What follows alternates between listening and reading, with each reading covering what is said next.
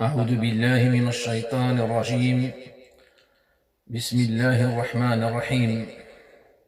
الحمد لله رب العالمين، والصلاة والسلام على رسولنا محمد صلى الله عليه وسلم وعلى آله وصحبه أجمعين. Le sujet: juge-toi avant d'être jugé. Hasib nafsak. Inch'Allah, nous partons d'un conseil donné par Omar ibn al-Khattab radiyallahu anhu. Jugez-vous avant d'être jugé et pesez vos actions avant qu'elles ne soient pesées contre vous.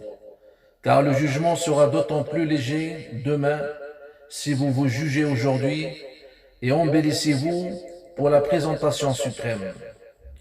Notre prophète sallallahu alayhi wa sallam a dit: le sage est celui qui se demande des comptes à lui-même et qui agit en vue de ce qui vient après la mort. Et l'incapable est celui qui se laisse guider par ses passions tout en nourrissant au sujet d'Allah de vains espoirs.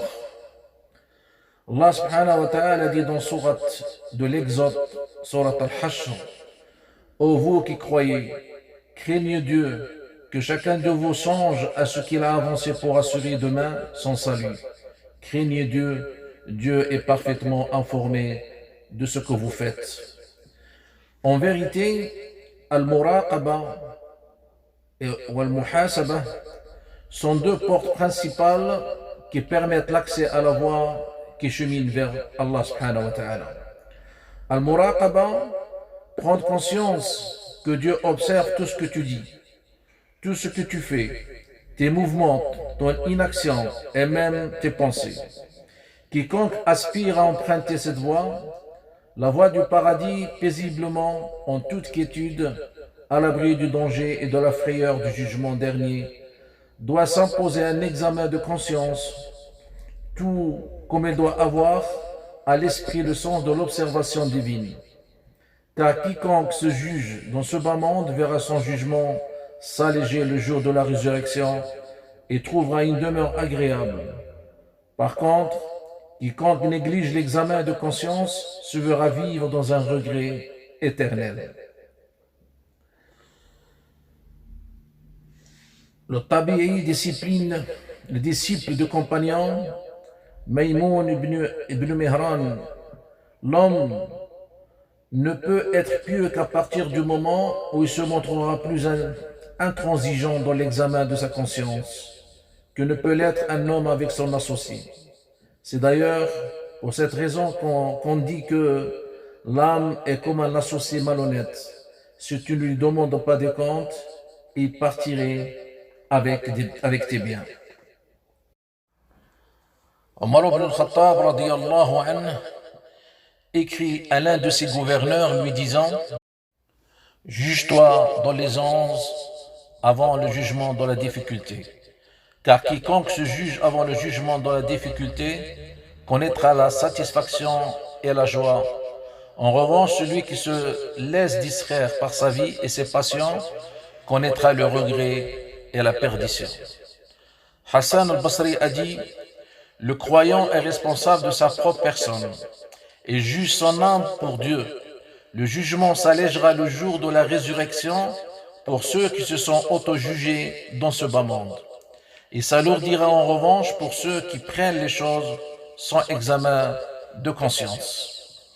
L'imam Ibn al-Qayyim rahimahullah ta'ala a dit: celui qui connaît vraiment son âme s'occupe tellement de sa réforme qu'il se désintéresse des défauts des gens.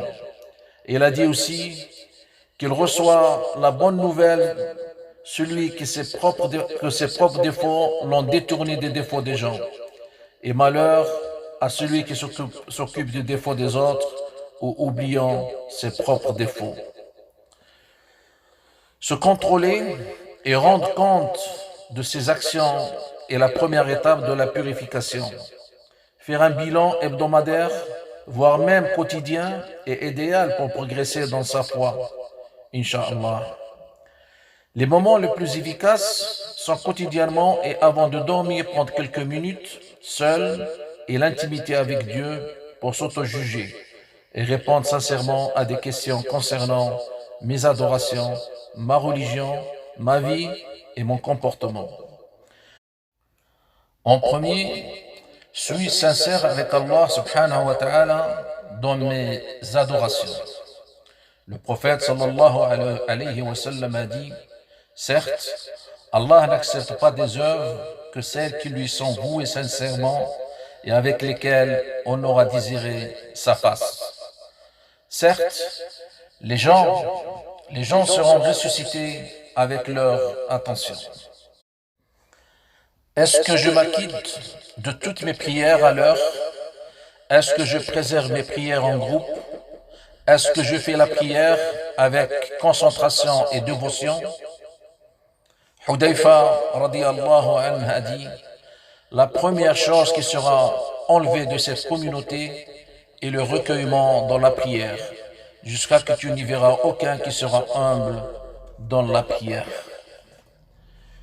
Nous demandons à Allah subhanahu wa ta'ala qu'il ouvre pour nous les portes de sa miséricorde, qu'il guérisse nos cœurs et qu'il renforce notre foi et pardonne nos erreurs.